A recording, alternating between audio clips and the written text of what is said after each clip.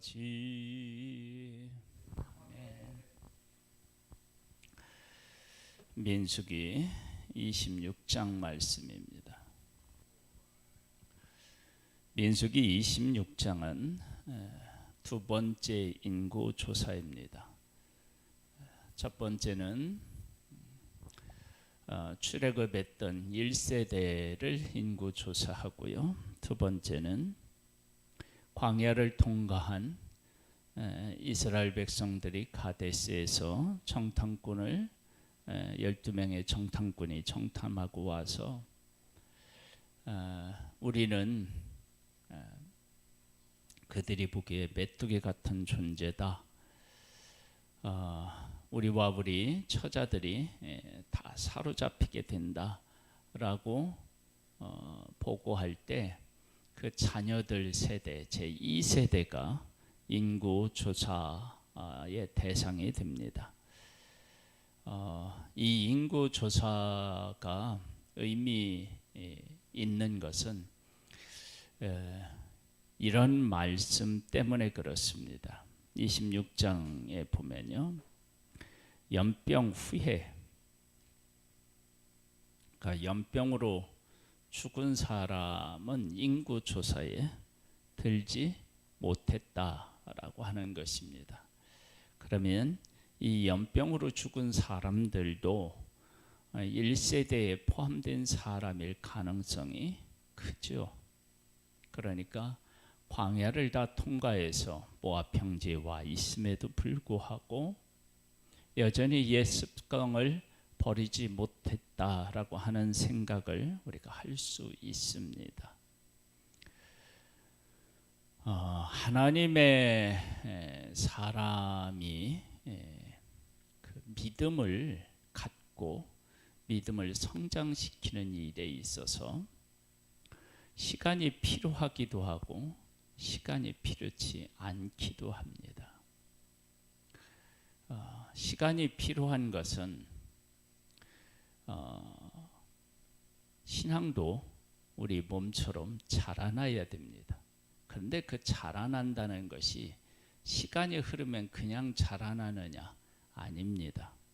지금 애굽에서 나온 1세대가 40년 동안 하나님의 기적을 보았는데도 불구하고 하나님과 하나님의 약속에 대한 전적인 신뢰를 갖지 못하고 지금 모압 평지에서 죽고 맙니다. 그러니까 그들의 믿음은 여전히 제자리 걸음했던 것입니다. 믿음은 그 기생 라합처럼 하나님이 하신 일을 듣고 자신과 자기에게 속한 모든 가족이 다 생명을 걸고 따를 만한 가치가 있는 것으로 여기는 믿음을 가질 수 있고, 하나님이 출애굽의 10가지 재앙, 홍해를 건너고 구름 기둥 불 기둥 만나와 메추라기 물을 내서 그들에게 마시게 하신, 그리고 그들에게 율법을 주신 그 하나님과 함께 했음에도 불구하고 이곳에 와서 모압 사람들이 제사를 지낼 때 청하면 가서 우상에게 우상 제사 지내는 일에 함께하고 음행하는 일에 함께했던 그런 모습을 보게 되는데, 그것은 그들이 하나님이 누구신지를 알지 못했기 때문인 것입니다. 그렇게 40년 동안 경험했음에도 그런 것입니다. 여러분, 기적의 현장에 늘 있는다고 해서 믿음이 자라나거나 확고하지 않다는 것입니다. 그래서 믿음은 환경을 탓하지 않습니다. 믿음은 환경을 뛰어넘어서 믿음이 생기는 것입니다. 우리의 믿음이 지금 있는 현장에서 자라나야 되고 그리고 견고해져야 됩니다. 믿음에는 핑계의 환경이 존재하지 않습니다. 항상 하나님께서 허락하신 자리에서 하나님을 만나고 믿음이 자라나는 정말 복된 우리 모두가 되기를 주님의 이름으로 축복합니다.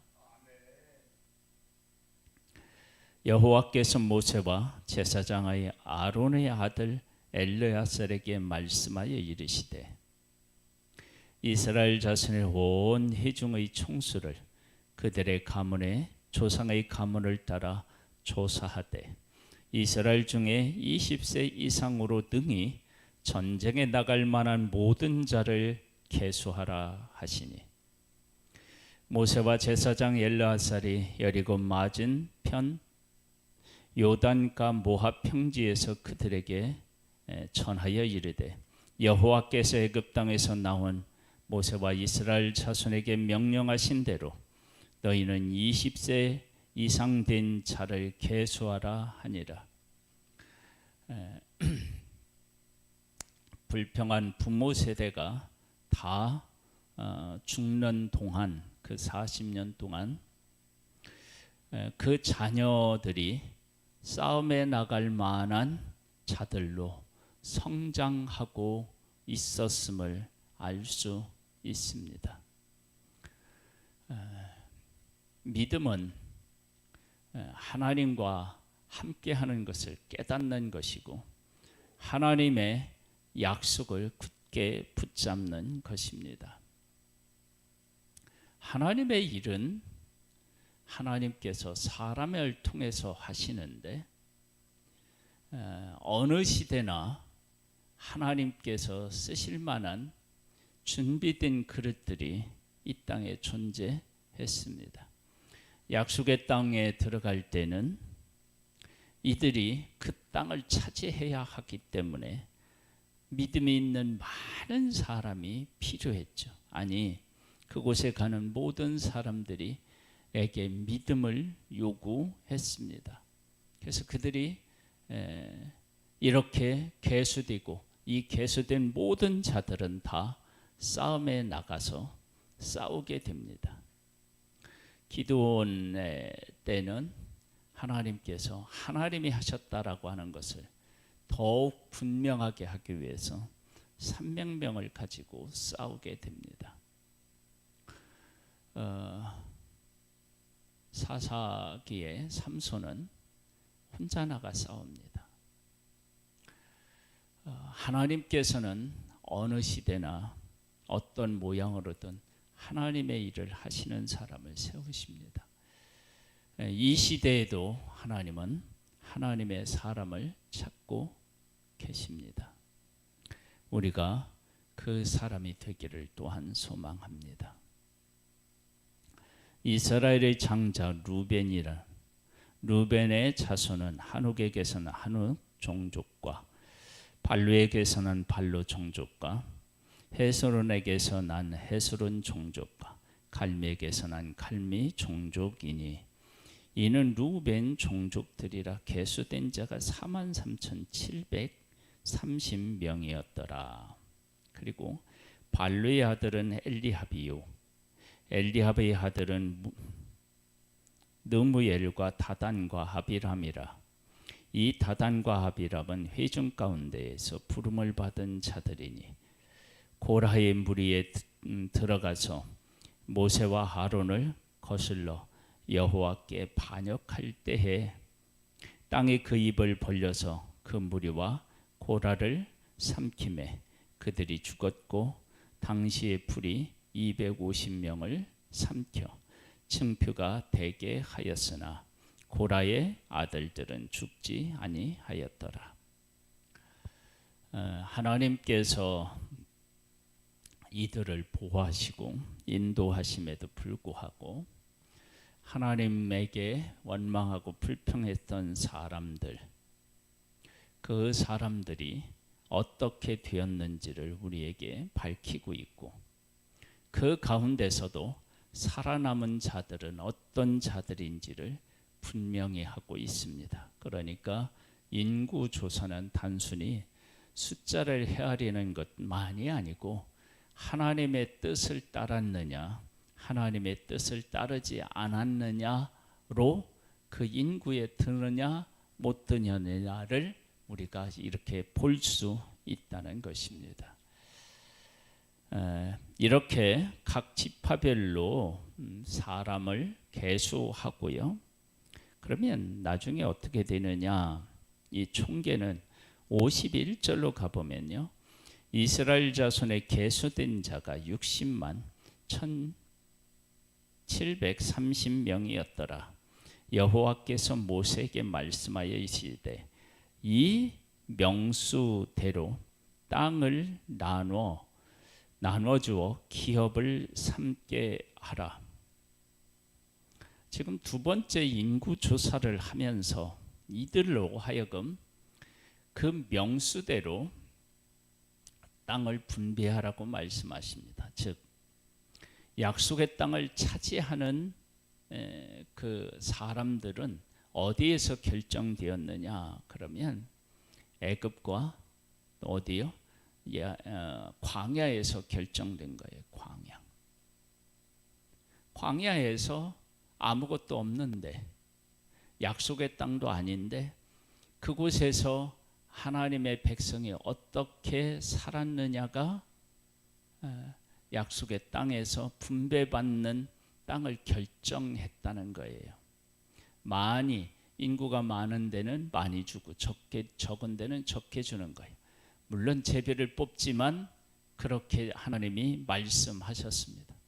그래서 광야라고 하는 제한된 장소, 그곳에서 어떠한 일도 일어나지 않는 것 같은 그 땅에서, 그곳에서 약속을 분배받는 일이 결정되었다라고 하는 것입니다. 얼마만큼 받아야 될지가 결정되었다는 것. 그러니까 이건 참 놀라운 거예요. 그러니까 우리가 하나님 앞에 복을 얼마만큼 받느냐라고 하는 문제는 이스라엘 백성들이 약속의 땅에 가서 야, 이 땅 좋다, 내가 받았으면 좋겠다, 그렇게 한다고 되는 문제가 아니고, 광야를 어떻게 하나님과 동행하며 통과하느냐가 약속의 땅을 어떻게 분배받느냐를 결정된다는 것입니다. 중요하죠. 그래서 우리가 이러한 사실들을 생각하면 오늘 하루가 하나님께서 우리에게 복을 주실 그 복을 쌓는 날이다 라고 하는 것도 우리가 명심해야 될 줄 믿습니다. 54절에 수가 많은 자에게는 기업을 많이 줄 것이요 수가 적은 자에게는 기업을 적게 줄 것이니 그들이 계수된 수대로 각기 기업을 주되 오직 그 땅을 제비 뽑아 나누어 그들의 조상 지파의 이름을 따라 얻게 할지니라.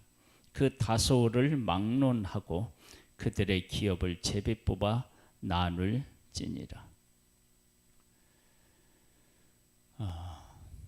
달리 뭐라고 할까요? 이의를 제기할 수 없습니다. 그러니까 하나님께서 그 복을 주시는데 각 지파의 명수대로 주시고, 그리고 기업을 따라, 내 욕심이 아니라 하나님의 뜻에 따라서 그곳에서 기업을 받는 것입니다.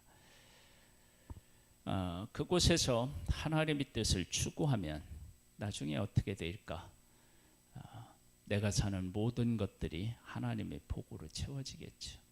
여러분, 이건 아주 중요합니다. 그러니까 내가 지금까지 말씀대로 못 살아서 하나님이 주신 기업에 적을 수도 있지만, 그러나 그 이후에 내가 하나님의 말씀대로 살면 그 적은 것이 30배, 60배, 100배도 될 수 있습니다. 그러니까 우리가 어느 환경에 있느냐가 믿음을 그 믿음에 대한 것은 어떤 환경이냐, 그 환경의 지배를 받지 않는 것처럼요, 하나님의 복을 받는데 내가 지금 하나님의 뜻대로 살아가면 그것이 복된 자리가 되는 거예요. 이스라엘 백성들이 그 12명의 정탐꾼을 보낼 때 젖과 꿀이 흐르는 땅이라는 것을 확인했습니다. 그런데 젖과 꿀이 흐르는 땅에서 살던 그들이 하나님의 그 명령을 거스리고 자기들 마음대로 살고 우상을 섬기며 살았을 때 약속의 땅은 하나님의 저주를 받아서 그들이 농사를 해도 공식이 되지 않거나 농사를 해서 수확을 많이 얻어도 적이 와서 그것을 다 빼앗아가는 척박한 땅같이 되는 그런 일들이 있었습니다. 그러니까 하나님께서 나에게 주신 복을 감사함으로 받고 하나님 중심으로 살아가면 젖과 꿀이 흐르는 땅이 되기도 하고 척박한 땅이 되기도 합니다.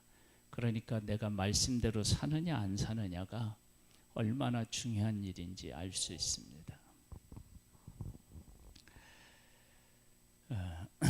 그 다음에 보면요, 57절에 보면 레인으로 계수된 자들의 종족들은 이러하니 게르손에게서 난 게르손 종족과 고핫에게서 난 고핫 종족과 무라리에게서 난 무라리 종족이며 레히 종족들은 이러하니 림리 종족과 헤르본 종족과 말리 종족과 무시 종족과 고라 종족과 고핫은 아므람을 낳았으며 아므람이 처의 이름은 요게벳이니 레이의 딸이요 애굽에서 레이에게서 난 자라. 그가 아브람에게서 아론과 모세와 그의 누리 미리암을 낳았고 아론에게서는 나답과 아비후와 엘르아살과 이다마를 낳더니 나답과 아비후는 다른 불을 여호와 앞에 들이다가 죽었더라.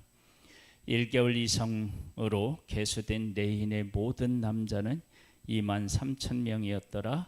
이들은 이스라엘 자손 중 계수에 들지 아니하였으니 이는 이스라엘 자손 중에서 그들에게 준 기업이 없음이었더라. 기업이 없는 거죠. 그러면 이들은 어떻게 살아가느냐? 받은 기업을 이들에게 다시 나누어 주게 되어 있습니다. 이는 모세와 제사장 엘르아살이 계수된 자라. 이들이 여리고 맞은편 요단강보와 평지에서 이스라엘 자손을 계수한 중에는 모세와 제사장 아론이 시내 광야에서 계수한 이스라엘 자손은 한 사람도 들지 못하였으니 이는 여호와께서 그들에게 대하여 말씀하시기를 그들이 반드시 광야에서 죽으리라 하셨습니다. 이러므로 여분네 아들 갈렙과 눈의 아들 여호수아 위에는 한 사람도 남지 아니하였더라. 한 사람도 들지 못하고 다 죽었습니다. 거의 다 통과했는데도 그 마지막을 견디지 못하고 죽습니다. 여러분, 믿음은 끝까지 경주를 할 수 없습니다. 그러니까 믿음만이 하나님의 약속하신 것을 얻을 수 있지 그 외에 다른 것으로는 안 됩니다. 욕심을 낸다고 되는 문제가 아닙니다. 믿음은 환경을 탓하지 않고요. 믿음은 하나님의 약속과 함께 합니다. 오늘 하나님의 말씀을 읽고 묵상하면서 환경을 뛰어넘는 이 믿음에 견고히 서서 한 걸음씩 한 걸음씩 앞으로 나아가 젖과 꿀이 흐르는 땅에 들어갈 수 있게 되기를 주님의 이름으로 축복합니다. 하나님 아버지, 두 번째 인구 조사는 하나님의 백성이 하나님 앞에서 어떤 믿음을 가지고 살았느냐로 결정되었습니다. 아버지 하나님, 우리에게 은혜를 베풀어 주셔서 믿음의 사람들을 헤아릴 때 그 가운데 들 수 있게 되기를 소망합니다. 하나님의 약속을 분배하는 때 분배받는 자가 되기를 소망합니다. 이것을 결정하는 것은 약속의 땅에서의 삶이 아니라 광야에서의 삶이었습니다. 오 하나님,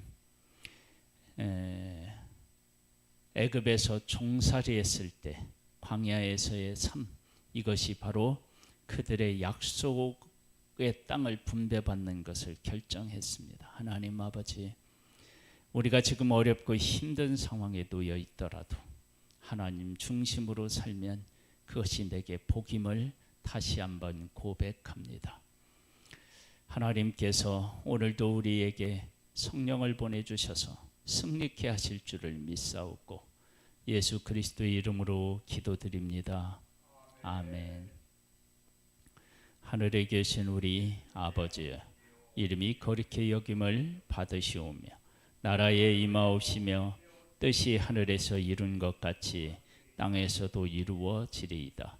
오늘날 우리에게 일용할 양식을 주옵시고 우리가 우리에게 죄 지은 자를 사하여 준 것 같이 우리 죄를 사하여 주옵시고 우리를 시험에 들게 하지 마옵시고 다만 악에서 구하옵소서. 대개 나라와 권세와 영광이 아버지께 영원히 있사옵나이다. 아멘.